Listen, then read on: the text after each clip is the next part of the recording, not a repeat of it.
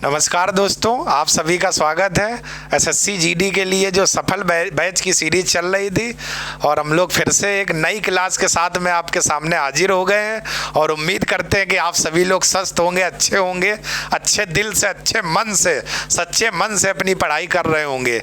तो आज की क्लास का जो टॉपिक रहने वाला पॉलिटी में, वो हम लोग बच्चों बात करेंगे उपराष्ट्रपति को लेकर के। ठीक है, तो आज की क्लास का टॉपिक रहेगा उपराष्ट्रपति। तो चलिए आप सभी लोग आ जाइए और आज की क्लास का टॉपिक शुरू करते हैं, उपराष्ट्रपति। ठीक है, तो बच्चों देखो ये हेडिंग पड़ी हुई है सम और विधान, यानी कि संविधान। और संविधान में भी हेडिंग देखो आप लोग, क्या है, संविधान। और क्लास नंबर कितनी है, 0707। ठीक है बच्चों, चलिए अब आप देख लेते हैं, हम लोग देख लेते हैं उपराष्ट्रपति। तो उपराष्ट्रपति के बारे में बच्चों चर्चा अगर हम करते हैं तो आप देखिए किस अनुच्छेद में बताया गया कि भारत का एक उपराष्ट्रपति होगा।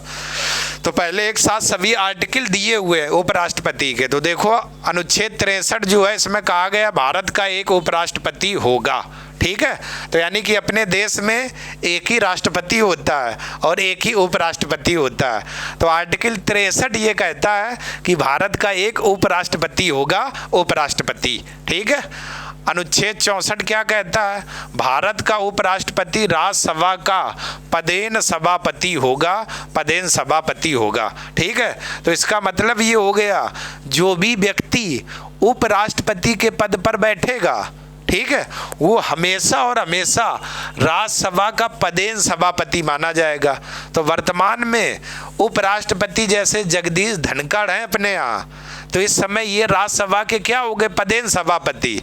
कल कोई और आएगा उपराष्ट्रपति के पद पर, तो उस समय वो हो जाएगा राज्यसभा का क्या, पदेन सभापति। तो पदेन का मतलब होता है उपराष्ट्रपति के पद पर जो भी व्यक्ति होगा वो क्या हो जाएगा, राज्यसभा का पदेन सभापति, राज्यसभा का पदेन सभापति। ठीक है, आर्टिकल 65 क्या है, तो उपराष्ट्रपति के कार्य के बारे में बताता है। और आर्टिकल 66 क्या है, उपराष्ट्रपति का निर्वाचन। तो 65 क्या बताता है, उपराष्ट्रपति के कार्य के बारे में, और 66 बताता है उपराष्ट्रपति का निर्वाचन। यानी उपराष्ट्रपति का चुनाव कैसे होगा, निर्वाचन की प्रक्रिया क्या है, कौन कौन से उपाय अपनाए जाते हैं इनके निर्वाचन के लिए। तो अभी तक हम लोग केवल ये आर्टिकल एक साथ देख रहे हैं, फिर हम लोग विस्तार से बच्चों देखेंगे इनके लिए कौन कौन से तरीके अपनाए जाते हैं चुनाव में भी और इनमें भी। ठीक है, इसके बाद हम लोग देख लेते हैं आर्टिकल 67 उपराष्ट्रपति का कार्यकाल। आर्टिकल 68 उपराष्ट्रपति का पद रिक्त व भरने का समय। 69 उपराष्ट्रपति को शपथ। ठीक है, तो 67 उपराष्ट्रपति के कार्यकाल के बारे में बताता है, और 68 उपराष्ट्रपति का पद रिक्त होना, और 69 उपराष्ट्रपति को शपथ के बारे में बताता है। तो ये एक साथ आपके आर्टिकल थे उपराष्ट्रपति को लेकर के। अब बच्चों हम लोग देखते हैं इनकी विशेषताएं। तो सबसे पहले हम लोग बात करते हैं, बच्चों बात करेंगे निर्वाचित। तो इसको हम लेकर के हम लोग बात करेंगे। ठीक है, निर्वाचित बच्चों, उपराष्ट्रपति का निर्वाचन कैसे होता है।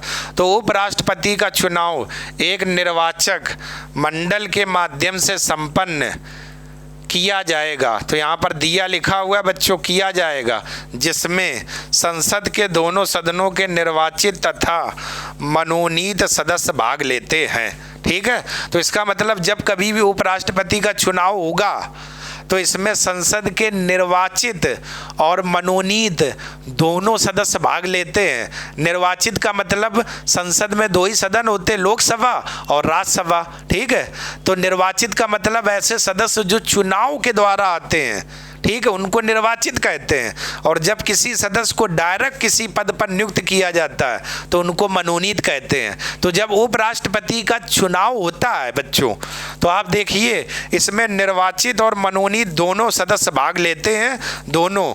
लेकिन वहीं जब कल हम लोगों ने राष्ट्रपति राष्ट्रपति का चुनाव देखा था तो केवल और केवल निर्वाचित सदस्य ही भाग ले रहे थे। ठीक है बच्चों, तो इसमें दोनों सदस्य भाग लेते हैं उपराष्ट्रपति के चुनाव में। इसके बाद हम लोग बच्चों देखते हैं उपराष्ट्रपति की योग्यताएं क्या रहेंगी। योग्यताओं पर हम लोग बात करें तो सबसे पहला वह भारत का नागरिक हो।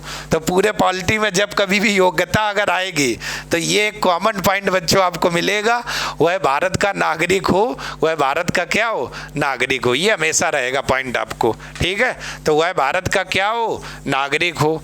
और देखो 35 वर्ष की आयु पूरी कर चुका हो। तो कोई भी व्यक्ति जो उपराष्ट्रपति के लिए खड़ा होगा तो उसकी आयु कितनी होनी चाहिए, 35 वर्ष होनी चाहिए। इसके बाद राज्यसभा में चुने जाने योग्य हो या राज्यसभा का सदस्य बनने की क्या योग्यता रखता हो और किसी लाभ के पद पर ना हो। ठीक है, लाभ का पद का मतलब होता है किसी सरकारी पद पर ना हो। ठीक है, इसका मतलब अगर कोई व्यक्ति टीचर है सरकारी और वो चाहे वो उपराष्ट्रपति बन जाए तो पहले उसे अपने पद से इस्तीफा देना होगा। कोई व्यक्ति दरोगा है और अगर वो चाहे कि हम उपराष्ट्रपति बन जाए तो पहले अपने पद से इस्तीफा देना होगा। ठीक है, तो सरकारी पद के लाभ के पद को हम लोग कहते हैं बच्चों। ठीक है, तो इस लाभ के पद पर वो व्यक्ति नहीं होना चाहिए। ठीक है, आप समझ पा रहे हैं ना। इसके बाद कार्यकाल हम लोग देखते हैं, उपराष्ट्रपति का कार्यकाल क्या होता है। तो उपराष्ट्रपति का कार्यकाल 5 वर्ष का होता है, 5 वर्ष का होता है। तो आपको पता ही होगा उपराष्ट्रपति जो होते हैं इनका कार्यकाल कितने वर्ष का रहता है, 5 वर्ष का रहता है। ठीक है, इसमें कुछ नया कुछ नहीं है, सारे पॉइंट है बच्चों। जो योग्यताएं राष्ट्रपति के लिए थी वही उपराष्ट्रपति के लिए कार्यकाल कितना था, 5 वर्ष आपका था उपराष्ट्रपति का। अब इनको पद से हटाया कैसे जाता है। तो उपराष्ट्रपति को उसके पद से हटाने का संकल्प 14 दिन पहले पूर्व सूचना के आधार पर राज्यसभा में लाया जाता है। राज्यसभा के द्वारा अपने तत्कालीन सदस्यों के बहुमत से यदि प्रस्ताव पारित कर दिया जाता है तो उसके पश्चात लोकसभा साधारण बहुमत के माध्यम से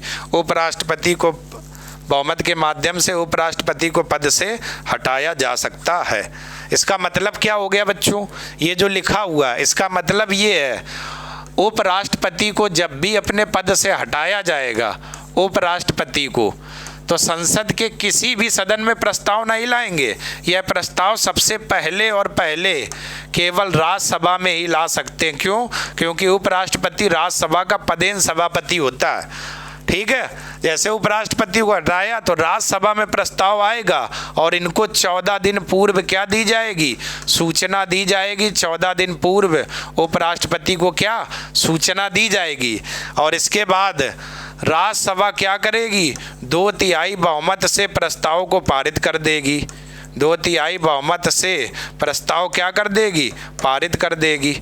ठीक है, मतलब कि 2/3 का मतलब राज्यसभा में 250 लोग होते हैं, 250 का 2/3 जितने सदस्य आ जाएंगे उतने सदस्य क्या ओके कर देंगे। और फिर यही प्रस्ताव बच्चों कहाँ जाएगा, लोकसभा में। और लोकसभा में देखो साधारण बहुमत से प्रस्ताव पास होना है और साधारण बहुमत का मतलब होता है कुल सदस्य संख्या का 50% से अधिक। 50% से अधिक।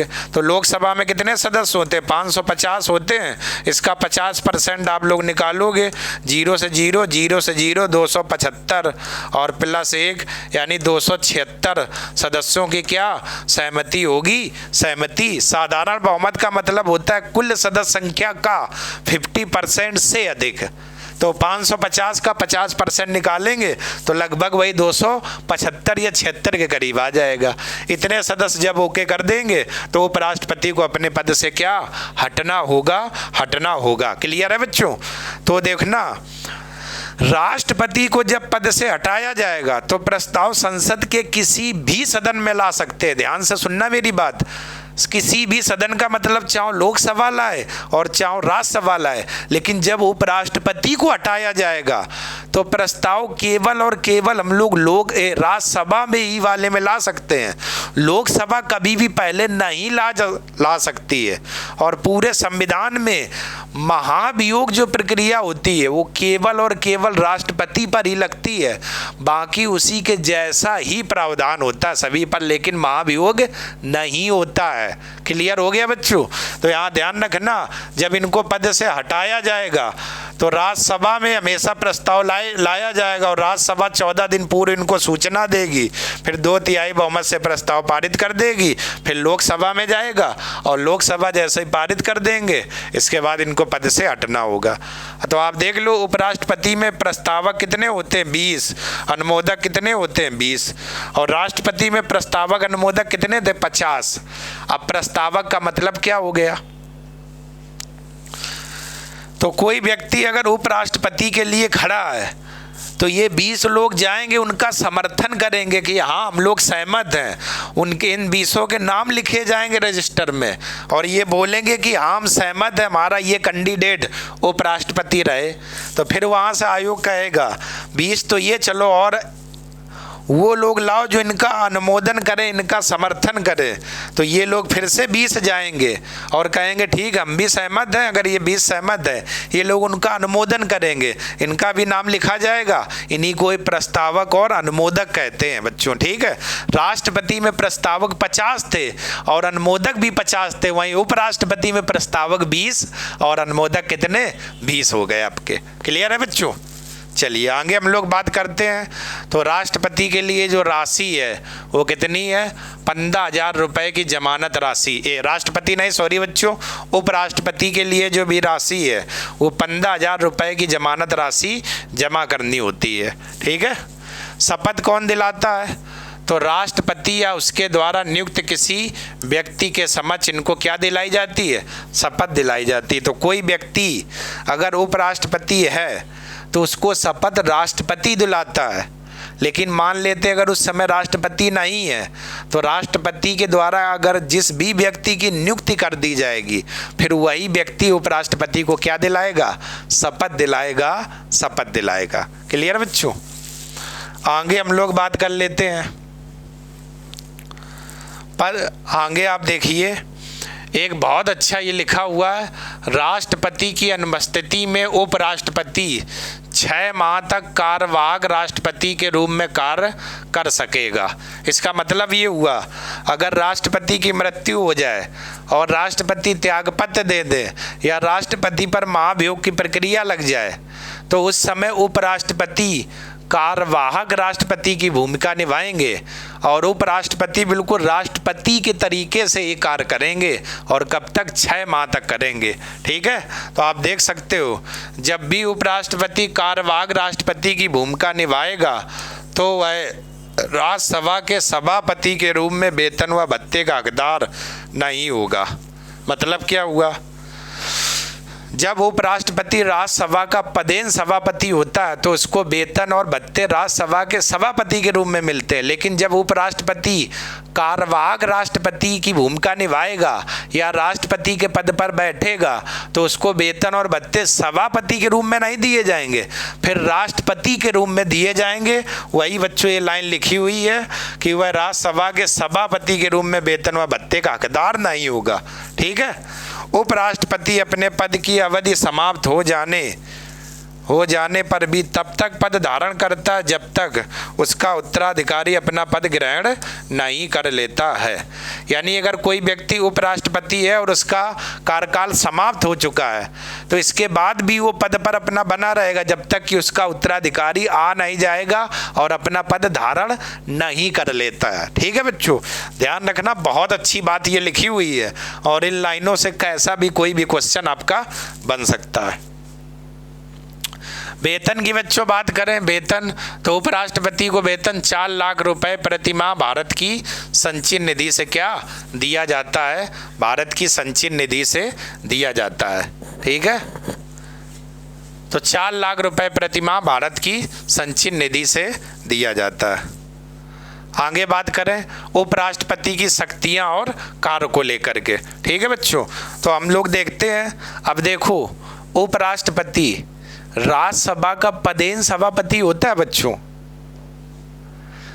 और ये राज्यसभा में पदेन सभापति के रूप में जो भी कार्य करेगा वही उपराष्ट्रपति की शक्तियां होंगी और वही उसके कार्य हो जाएंगे।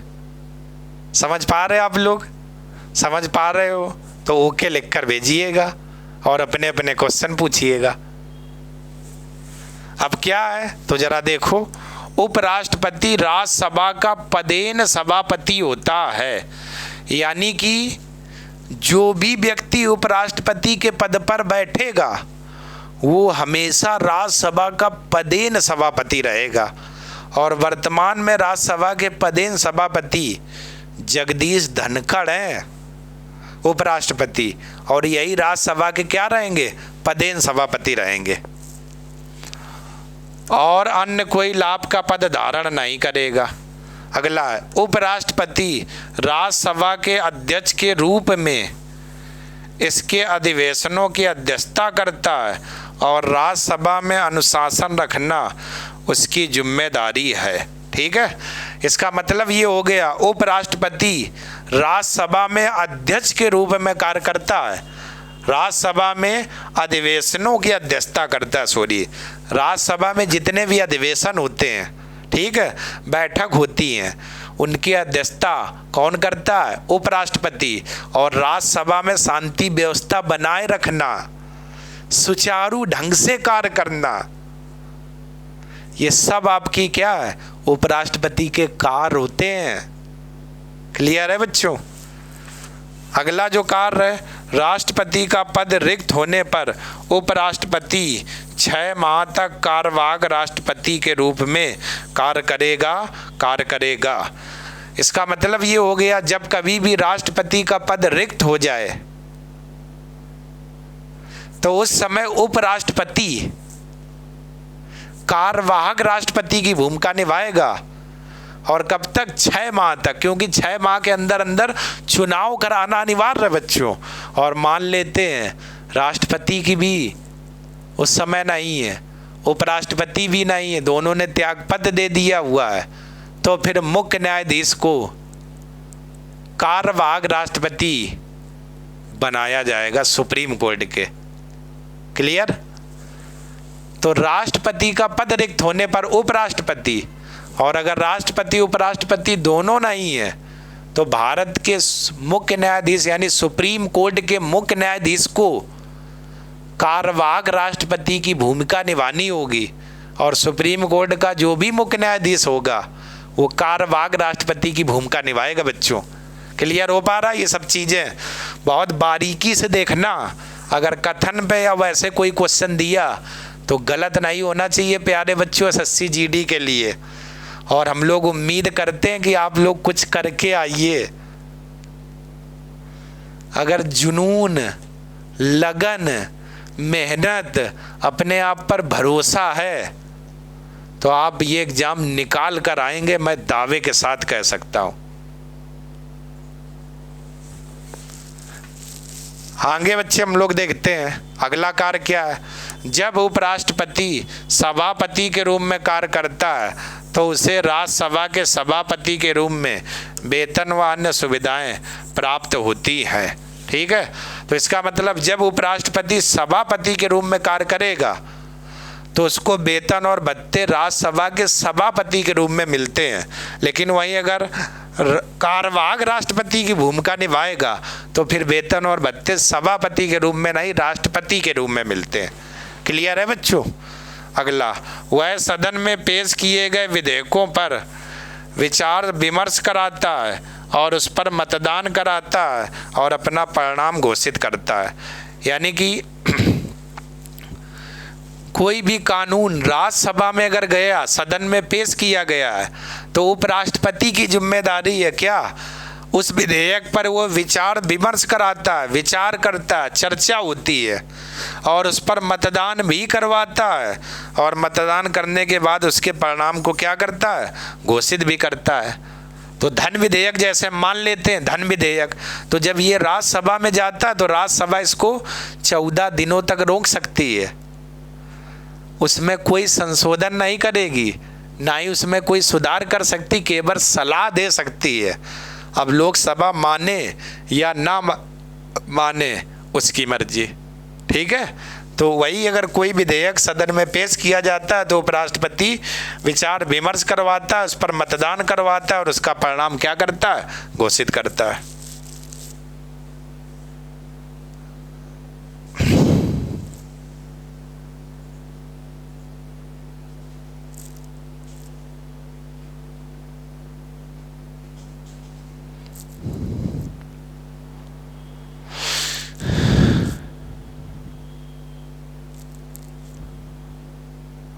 इसके बाद हम लोग बच्चों देख लेते हैं संघीय मंत्री परिषद, ठीक है। संघीय मंत्री परिषद अनुच्छेद 76 क्या कहता है, राष्ट्रपति को सहायता और सलाह देने के लिए एक मंत्री परिषद होगी जिसका प्रधानमंत्री होगा, ठीक है। इसका मतलब कि मंत्री परिषद की बात करें, अगर राष्ट्रपति को सहायता और सलाह देनी है तो एक मंत्री परिषद का गठन किया जाएगा और जिसका प्रधान कौन होता है, प्रधानमंत्री होता है, प्रधानमंत्री होता है।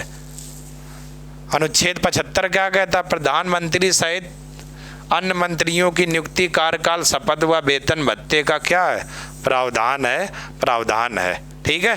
तो सबसे पहले बच्चों हम लोग बात ये करते हैं कि आखिर ये मंत्री परिषद और मंत्रिमंडल में अंतर क्या होता है, ठीक है। तो इस पर हम लोग सबसे पहले चर्चा कर लेते हैं,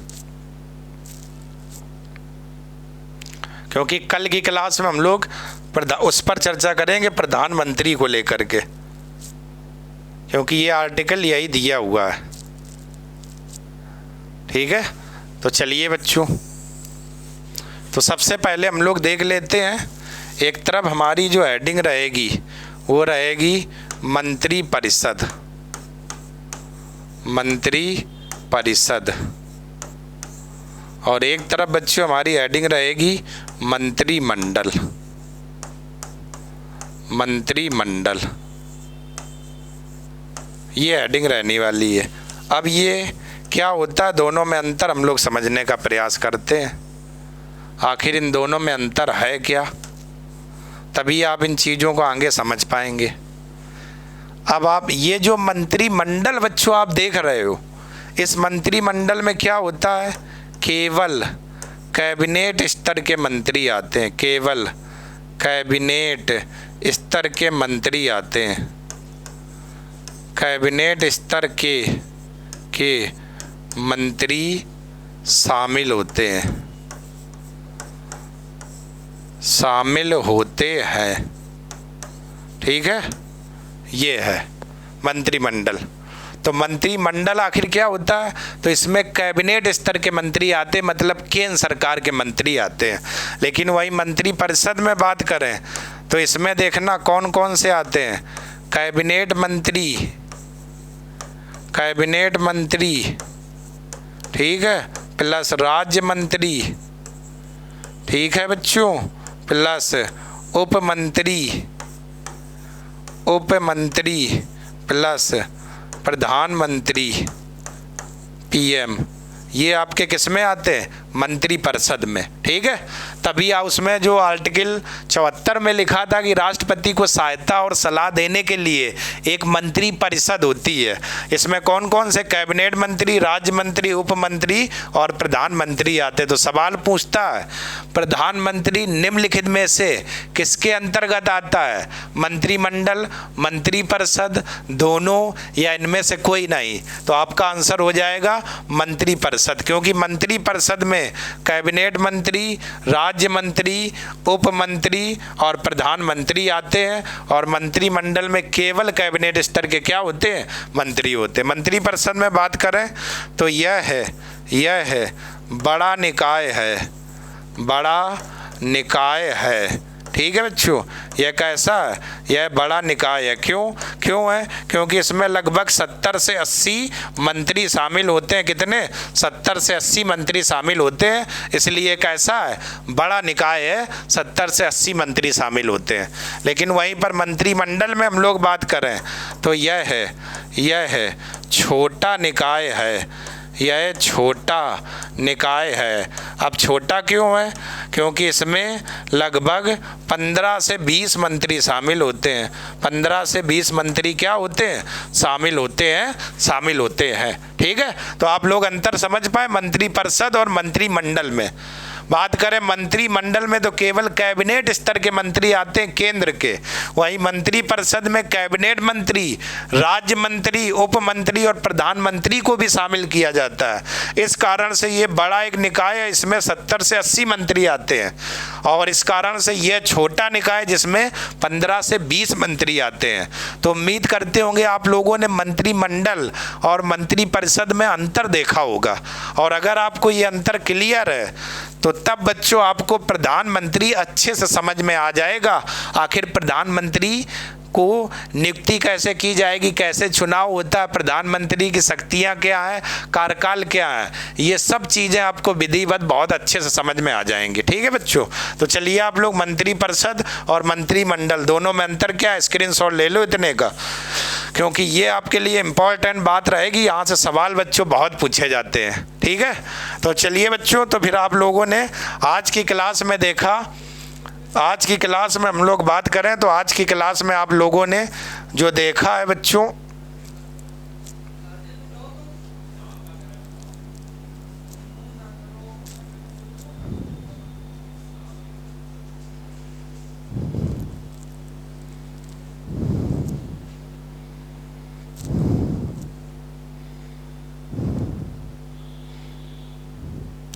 उपराष्ट्रपति के बारे में। तो आज की क्लास में बच्चों हम लोग उपराष्ट्रपति देखा, और उपराष्ट्रपति के साथ में मंत्रिमंडल और मंत्रिपरिषद दोनों में अंतर देखा, और उम्मीद करते होंगे मंत्रिपरिषद और मंत्रिमंडल दोनों में अंतर आपको क्लियर और स्पष्ट हो गया होगा। कल की क्लास में जो हम लोग बात करेंगे प्रधानमंत्री को लेकर के, आखिर प्रधानमंत्री का चुनाव कैसे होता है, इनकी नियुक्ति की जाती है, इनकी शक्तियों को लेकर के, इनके कार्य को लेकर के, इनको शपथ कौन दिलाता है, प्रधानमंत्री के बारे में कल की क्लास में हम लोग चर्चा करेंगे। तो चलिए बच्चों, आज की क्लास हम लोग यहीं तक रखते हैं। अगर वीडियो आपको पसंद आया हो तो आप लोग चैनल को लाइक करें, सब्सक्राइब करें और ज़्यादा से ज़्यादा शेयर करें, और उम्मीद करते हैं कि सारी चीज़ें आपको क्लियर हो गई होंगी। तब तक के लिए बच्चों बहुत बहुत धन्यवाद। नमस्कार बच्चों, जय हिंद, जय हिंद।